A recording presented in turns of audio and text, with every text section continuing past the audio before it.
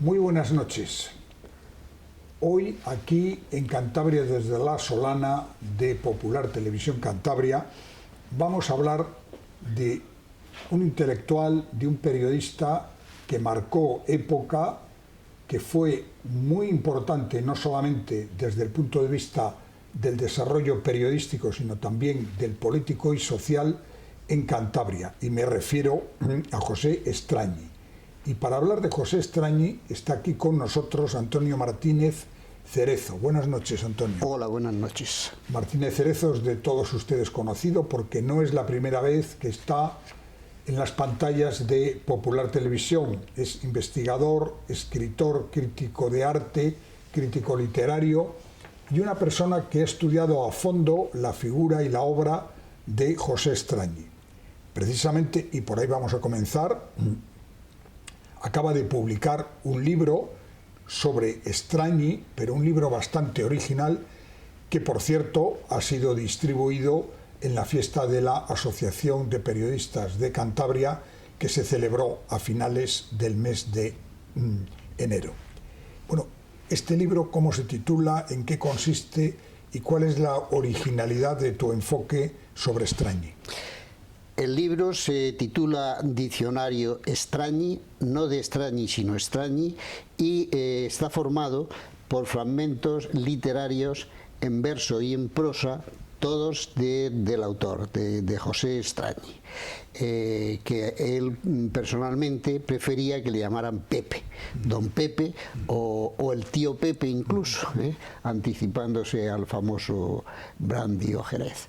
El libro tiene la originalidad de que, al ser solo frases suyas, tanto en verso como en prosa, nos acercan a los diversos temas que él trató, que fueron muchísimos, fueron amplísimos, ya que fue un autor muy prolífico y muy tempranero. Él empezó a escribir allá por los 14 o los 15 años, cuando tuvo el primer oficio en una imprenta. Empezó de cajista, es decir, componía textos, y esto le facilitó el conocer cómo se estructuraba un artículo y cómo se articulaba una página literaria para que llegara al lector y el lector la leyera. Porque no basta con publicar, sino que hay que publicar para que se lea. Y él desde el primer momento vio que lo que tenía gancho, que lo que tenía garra, que lo que realmente suscitaba el interés de los lectores era lo sencillo, lo humilde, lo que llegaba al corazón. Y así empieza a escribir desde el principio, es decir, él durante su larguísima vida siempre o casi siempre escribe el mismo artículo periodístico en cuanto a la fórmula. Pero hizo más cosas. Hizo más cosas porque el principio suyo fue como rapsoda, fue como autor de teatro, fue como persona que se movía en las bambalinas, suscitando siempre la sospecha de su padre de que había traído al mundo a una persona inútil, porque claro, una persona inútil para el padre era alguien que se dedicaba a las letras. Bueno, Estrañi, si no recuerdo mal, es albaceteño, después tiene una etapa inicial como escritor, periodista en Valladolid, y después ya recala en Santander, en Cantabria, donde realmente desarrolla su gran trayectoria profesional. Este, digamos, periplo por la geografía española de Estrañi, ¿qué significó en su vida y de qué le sirvió a la hora de ejercer como periodista? En realidad fue más amplio, como seguidamente veremos.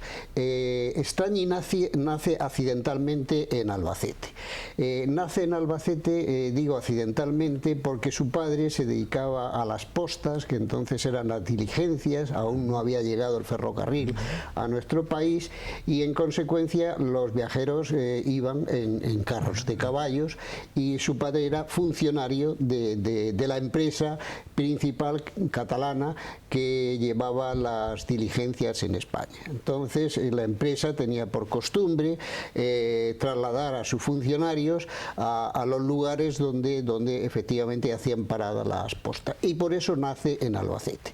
Y nace, y hay que hacer hincapié en esto, en un lugar, en la Casa de Postas de Albacete, que hoy es una especie de casa de cultura. Ellos le llaman sala de lectura, pero en realidad es una casa de cultura que ha sido restaurada, está muy bien. Aquellas casas de postas tenían un patio interior donde entraban los carruajes, y allí pues se hacían los traslados, bajaban los equipajes, se volvían a cambiar los caballos, había nuevos equipajes, etcétera. Y ahí nace él. En consecuencia, nace en un ambiente muy rico, pero solamente está 3 meses en Albacete. Por tanto, el esfuerzo que se está haciendo desde Albacete para recuperarle como periodista albaceteño, pues es comprensible, pero no tiene ninguna sustancia. De aquí él pasa, porque su padre iba cambiando de domicilios, pasa a Segovia, está también en Medinaceli, y está en Madrid. Hay que hacer hincapié en Madrid. Madrid es realmente el lugar donde él se forma. ¿Y él cómo se forma? Leyendo lo que entonces era habitual, que eran los pliegos de Corder, que estaban versificados en 4 líneas y tenían cosas muy graciosas, con dibujos alegóricos, y él ahí es donde realmente, y lo confiesa así, aprende a versificar. Y a versificar de una manera muy sencilla, no con una poesía elevadísima, sino una poesía sencilla. Entonces, Madrid, digamos que es el lugar donde él se nutre de popularismo y aprende a versificar. De aquí pasa seguidamente a 2 ciudades que van a ser también clave en su vida: León y Oviedo. En León, en realidad, es donde antes y mejor cala, y donde empieza realmente a darse a conocer. En un periódico, revistilla, semanal, un semanario que se llamaba El Esla, por el río, y donde ya he encontrado bastante material suyo, donde, como decía anteriormente, ya su modo de hacer, el que le va a acompañar hasta el último día, ya está ahí presente. ¿En qué consiste ese modo de hacer? Ahora después lo explicaré, pero antes quiero dejar bien sentado que él, donde empieza a escribir primero, es en León y en Madrid, y posteriormente en Valladolid. Estas son las 3 ciudades. En Oviedo no me consta que escribiera nada, aunque tampoco lo descarto. Puede ser que accidentalmente después se reprodujeran obras suyas, pero inicialmente no. Entonces, el estilo que él pone en funcionamiento es que, recibida una noticia, esa noticia la da en 4 líneas. O sea, está relatando el hecho, y seguidamente, en verso, hace la moraleja de aquello.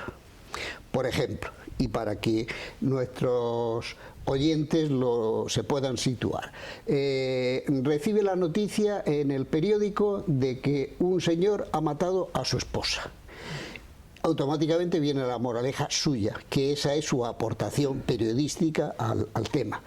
El orden de los factores sí altera el producto, y dice: si se hubiese matado inicialmente, no hubiese muerto la esposa y no se hubiese quemado la casa. Luego, el orden de los factores altera el producto. Ese es el estilo que él va a mantener siempre, Da una noticia cuando ya está en Santander sobre algo que va a acometer el Ayuntamiento de Santander, y automáticamente también nos da la moraleja. Bueno, ese estilo que tuvo una sección que yo creo recordar fue el inicio de esto que luego en periodismo se llamó las tribunas sindicadas, es decir, artículos que se escribían inicialmente para un periódico, pero que después se reproducían en una serie de periódicos y que era una sección que él llamaba pacotillas. Sí. ¿Qué eran las pacotillas? La pacotilla nace de un término marino que consiste en que los navegantes tenían la facultad de poder meter géneros de poca importancia en los lugares donde llegaban sin pasar por aduana. Solo pasaban de pacotilla. Y pacotilla pues eran cosas, pues unos botes de leche que habían comprado en no sé dónde, algo de harina y entonces él dice, bueno, pues como es una cosa sin importancia, vamos a llamarle pacotilla. E inicia las pacotillas en el correo de aquí de Santander, donde se incorpora en 1875, y ya nada más llegar empieza con ellas. Y esa pacotilla era, como digo, normalmente hay tres tipos de ellas. Una que está simplemente todo en prosa, otra que está simplemente en verso y otra que está con un conjunto de las tres posibilidades, que son las más habituales.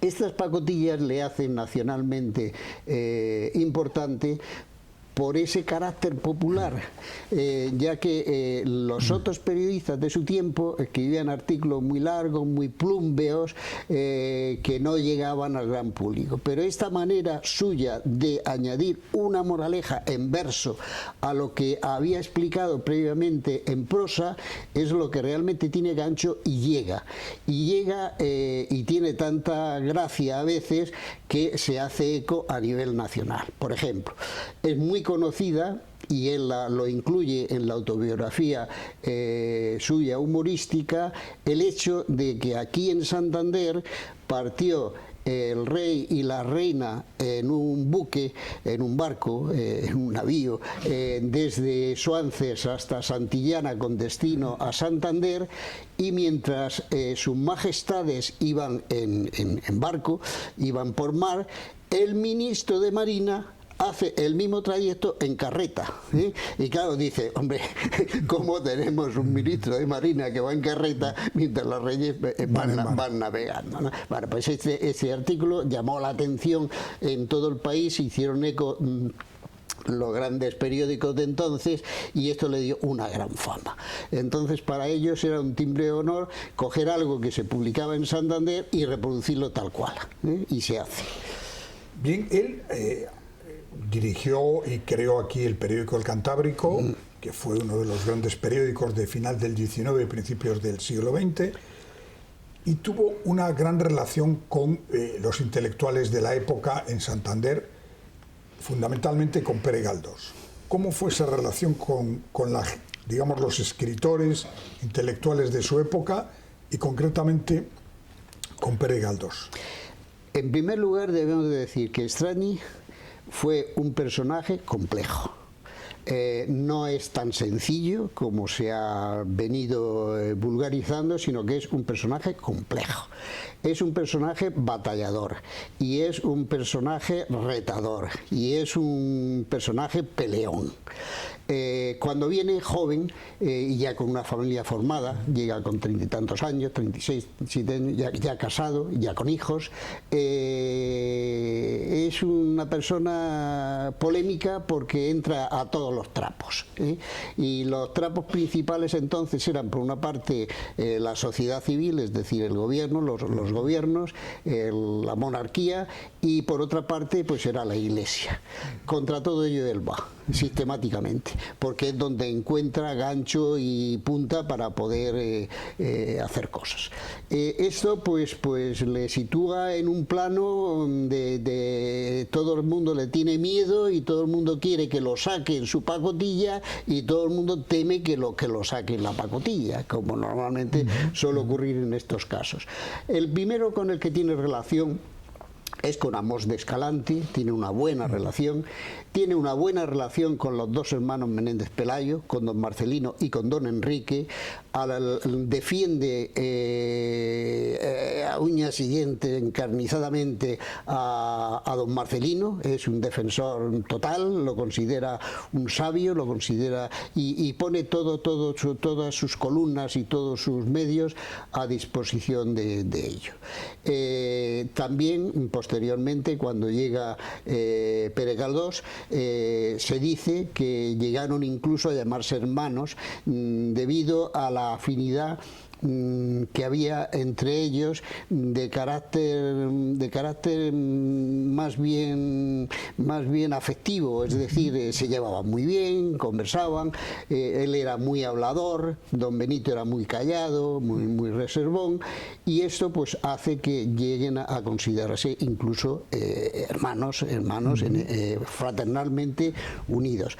Galdós defiende a Estrañi cuando Estrañi tiene problemas con la censura y por otra parte Estrañi defiende a Galdós cuando tiene problemas sobre todo con la publicación de la obra Electra, por la cual le consideran un escritor impío, y entonces un impío sale en defensa de otro impío, con lo cual ya los dos se convierten en impíos. Esta fue fundamentalmente la relación.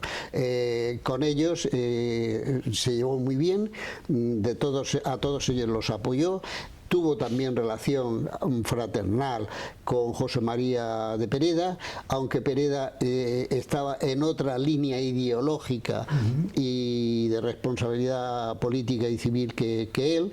Él siempre dijo que era pro-republicano, pero que como no podía eliminar a la monarquía, pues que la aceptaba. De la misma manera siempre dijo que él era creyente, y que por tanto que no le consideraron impío, que él creía en Dios, lo que no creía en el aparataje, es decir, en la iglesia que había alrededor de ello. Y así es que él fallece recibiendo los santos sacramentos, etcétera. Es decir, fallece, diríamos hoy, cristianamente. En efecto, así fue, y vamos a llegar al presente. A Estrañi se le dedicó un monumento que todavía existe, que está en la avenida de la Reina Victoria, que fue inaugurado, si no recuerdo mal, por el presidente de la República entonces, con una importante ceremonia, que se conserva, pero que ha perdido un elemento esencial, que era un altorrelieve en bronce con la figura de Estrañi, con capa española, y bueno, una pieza bastante valiosa desde el punto de vista escultórico. ¿Qué crees tú que se debe hacer con ese monumento? ¿Dejarle tal como está? ¿Intentar poner allí, si no es la placa que ya parece imposible recuperarla, algo similar, una reproducción, una escultura o nada? Bien, tenemos que partir de un principio. Cuando murió Estrañi, de la misma manera que cuando murió Galdós, pocos días después en Madrid, su entierro fue pues un entierro de masas, es decir, fue un entierro muy popular porque había llegado mucho a las clases populares y en consecuencia se consideró que era un hombre que había defendido a las clases sociales, a los pobres, a los humildes, etcétera. Como consecuencia de ello y como consecuencia de que había estado 25 años al frente del Cantábrico, en la plaza donde estuvo el periódico El Cantábrico, que era entonces la plaza de las escuelas, el ayuntamiento tomó la sabia decisión de cambiarle de nombre y ponerle el nombre de José Estrañi. Pero lamentablemente nunca se puso la placa correspondiente. La plaza desapareció con el incendio y en consecuencia aquella plaza que oficialmente el ayuntamiento le concedió con su nombre no existe, y ahora tiene una calle en Santander, pero no sé, por ahí perdida. No es una calle principal, ni es una calle que normalmente se hable de ella. Posteriormente, para reparar aquella especie de fallo, hay que decir también que el día que falleció había una huelga de sepultureros, y entonces no se le podía dar tierra, pero como consecuencia de que había favorecido a las clases sociales, los sepultureros hicieron una excepción para darle tierra, y le dieron tierra en un lugar que el ayuntamiento también quiso que fuese a perpetuidad. Mentira, no existe la tumba a perpetuidad porque ha desaparecido. Yo me he interesado por el tema, he estado en el Camposanto, he preguntado y no hay tal. Otra cosa que convendría ver si por alguna circunstancia hay por ahí alguna lápida perdida, porque esa lápida en mármol la costeó en su día el ayuntamiento. Para reparar estas faltas es cuando se pensó en lo del monumento, y el monumento sí salió adelante. La placa inicial, el bajorrelieve, es fácil con los medios actuales reproducirlo y volverla a colocar en su sitio. O quizás se podría pensar en hacer algo más moderno, sin perjuicio de que también, ya digo, el reproducir el bajorrelieve aquello técnicamente es muy fácil y económicamente no es muy costoso. Es decir, que ambas circunstancias caben. Bien volver a colocar la placa o bien hacer algo diferente. Bien, estamos llegando un poco al final de esta conversación. Tú has investigado a fondo la figura y la obra de Estrañi. ¿Crees que sabemos ya todo lo que se puede saber sobre Estrañi o que todavía hay algunas áreas, hay algunos momentos de su vida o de su obra que no están estudiados? Personalmente creo, y así lo he escrito, lo he dicho, que de Estrañi, de quien tanto se ha escrito, está todo por escribir. Todo, absolutamente. Y cuando digo todo. Por ejemplo, en 1905 se produce el enésimo o el penúltimo conflicto de Estrañi con la Iglesia. Un conflicto tonto, absurdo, pero que revela que esto debería de ser estudiado y debería de ser dado incluso en las escuelas de periodismo. Si yo no estoy equivocado, es una página de ciudadanía espléndida. ¿Qué ocurre en 1905? Que en Torrelavega fallece un señor, don Luciano Herrero, el cual era un indiano, un hombre de la zona que había ido a América, había hecho mucho dinero, volvió multimillonario y él y sus hermanos se dedicaron a hacer obras de caridad como hacían todos los indianos para que se supiera que existían. Creó una escuela, la costeó, la mantuvo, etcétera. Y el día que fallece, el Cantábrico, cosa que hoy sería impensable, aparece con 3 esquelas ocupando toda la primera página. Bien, hasta aquí digamos que es una cuestión normal. ¿Dónde está la normalidad? Que ninguna de las 3 esquelas lleva la cruz cristiana. Y que además se dice que don Luciano será enterrado en el cementerio civil. Y que además la primera es de la familia, la segunda es del Ateneo Republicano de Torrelavega y la tercera es de los librepensadores. Bien, eso naturalmente a las clases más acomodadas de la ciudad y más pro iglesia, pues les puso automáticamente de los nervios. Todo ese sábado estuvieron maquinando qué se podía hacer y al día siguiente el señor obispo mandó que en todas las iglesias de la localidad de Santander y posteriormente en la provincia se leyera una carta pastoral diciendo lo que era prensa buena y prensa mala. ¿Qué era prensa mala? El Cantábrico. ¿Qué era prensa buena? La Atalaya y el entonces naciente Diario Montañés.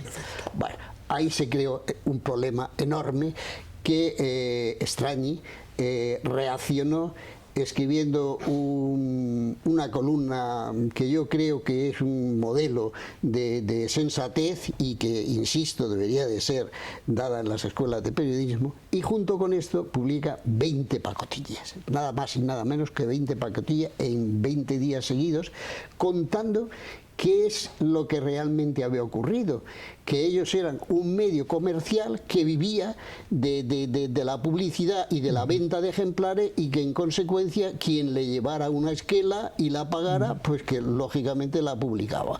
Y que de la misma manera que en un coche o en un tren o en un barco puede ir un musulmán, un cristiano, un creyente o no creyente, pues, y que por eso no se excomulga al barco, que tampoco hay ninguna razón para excomulgar al periódico. Entonces paró eso.